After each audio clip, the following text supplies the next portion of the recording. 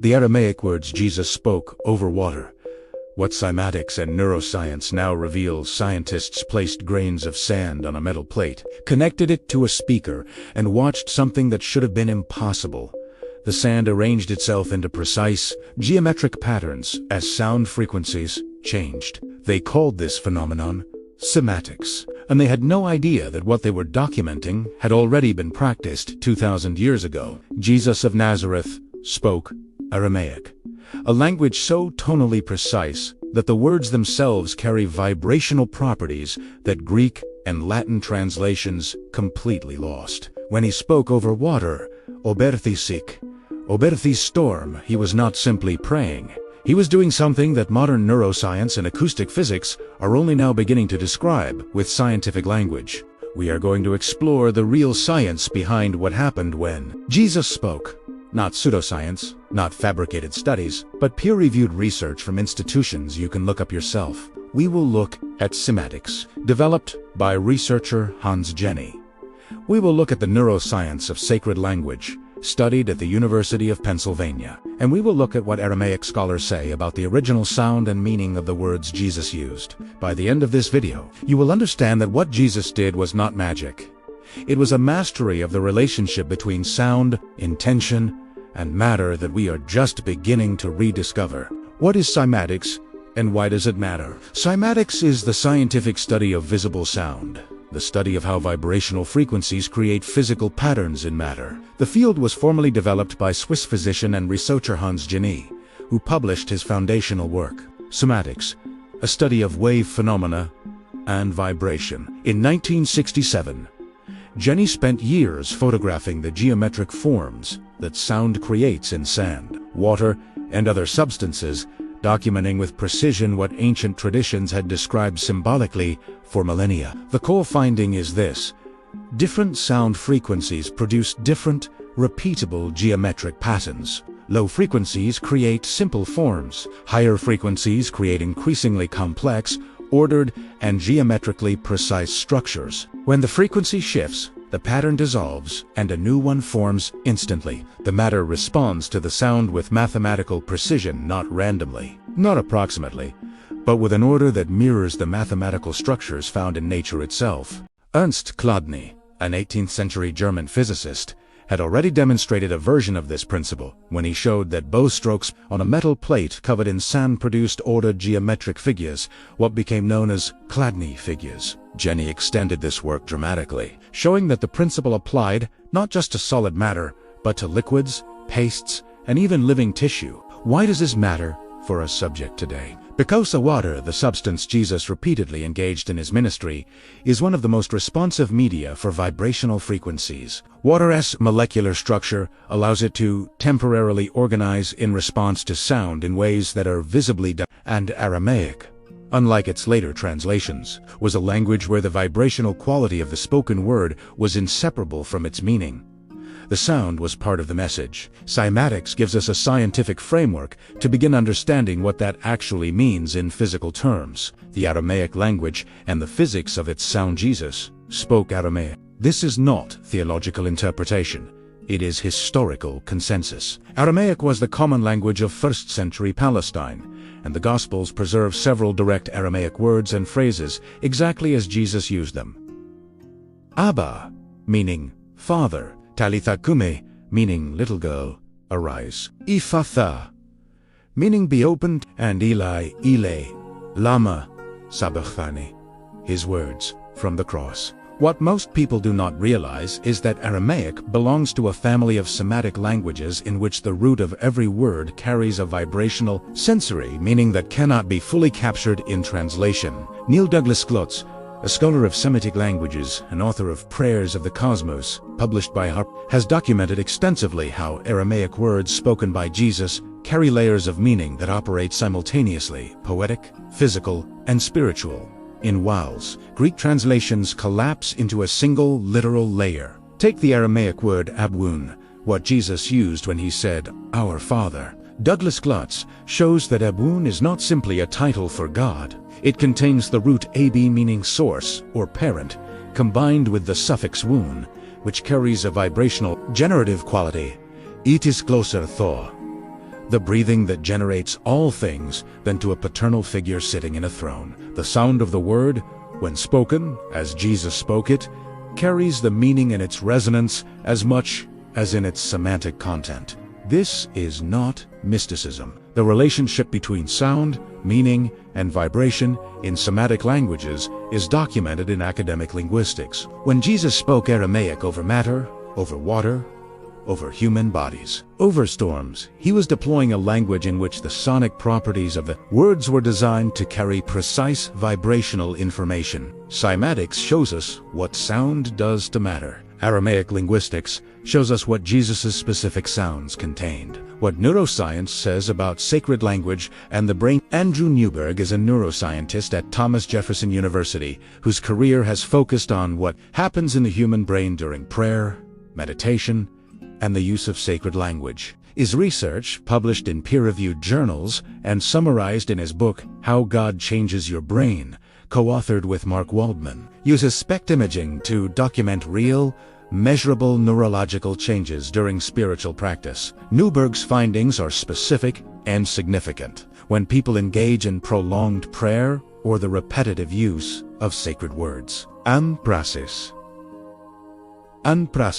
the frontal lobe, the area of the brain associated with focused attention and intentional action, shows increased activity. Simultaneously, the parietal lobe, the area that processes the boundary between self and the surrounding world, shows decreased activity. In simple terms, the sense of separation between the person and the world dissolves, while intentional focus intensifies. These are not subjective reports. They are documented changes in brain activity measured by imaging technology. Now consider what Jesus was doing when he spoke over water, over the sick, over the storm. He was a practitioner of intense, focused sacred speech.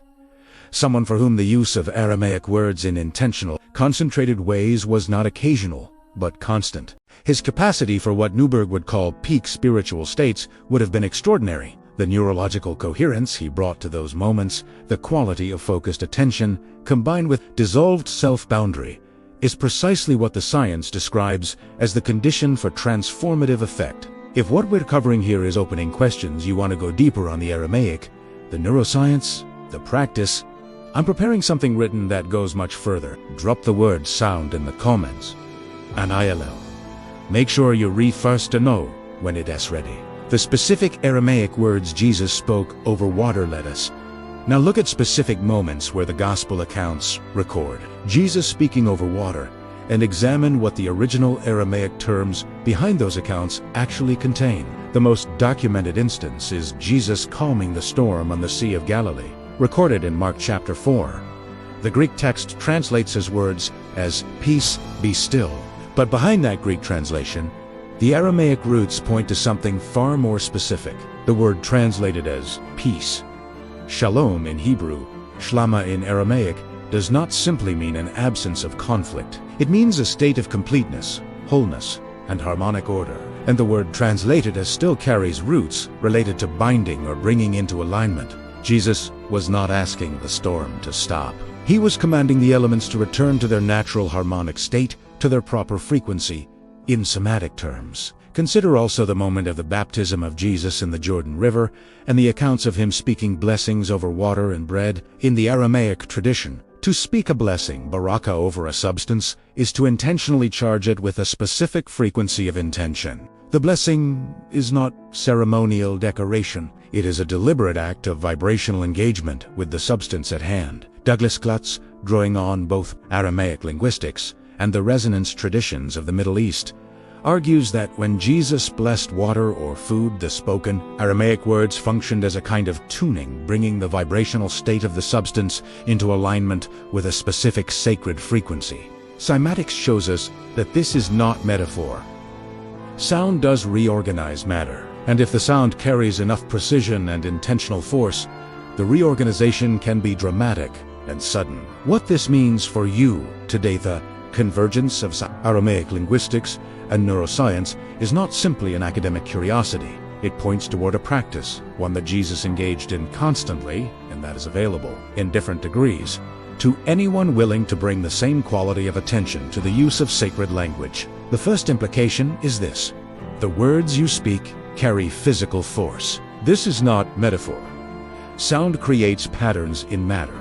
Your voice, the specific frequencies, the emotional charge, the intention behind the words is constantly interacting with the physical environment around you and with the neurological environment inside you. The Aramaic tradition understood this with a precision that we are only now recovering scientifically. The second implication is that translation matters enormously. When you pray in a translated text, you are often using words that have lost their original vibrational architecture. The Greek and Latin translations that most Western prayer traditions use were optimized for meaning, not for resonance. The original Aramaic words that Jesus used were both meaning and resonance were inseparable. This is why scholars like Douglas Glotz have spent careers recovering the original Aramaic, and why engaging with even a few original words in prayer carries a different quality of experience than their translations. The third implication is neurological. Newberg's research shows that the consistent practice of focused sacred speech reshapes the brain over time. The changes are not temporary. The frontal lobe development that accompanies sustained spiritual practice builds capacity that becomes structural. Jesus, as a lifelong practitioner of Aramaic sacred speech, would have had a neurological architecture calibrated for exactly the kind of intense, focused, boundary-dissolving attention that his ministry demonstrated again and again. That architecture is not exclusive to him. It is available to any serious practitioner. Today we covered 3 real scientific frameworks that help explain what Jesus was doing when he spoke over water, over the sick, and over the natural world. First, Cymatics, developed by Hans Jenny and preceded by Ernst Chladni, demonstrates that sound frequencies create measurable, geometric patterns in physical matter, and that water is one of the most responsive media for this effect. Second, Aramaic linguistics, documented by scholars like Neil Douglas Glotz, shows that the language Jesus actually spoke carried vibrational and multi-layered meaning in ways that Greek and Latin translations collapsed. The words themselves were designed to carry resonance, not just semantic content. When Jesus said Abun Shlama or Ephatha, the sound of those words was part of what they did.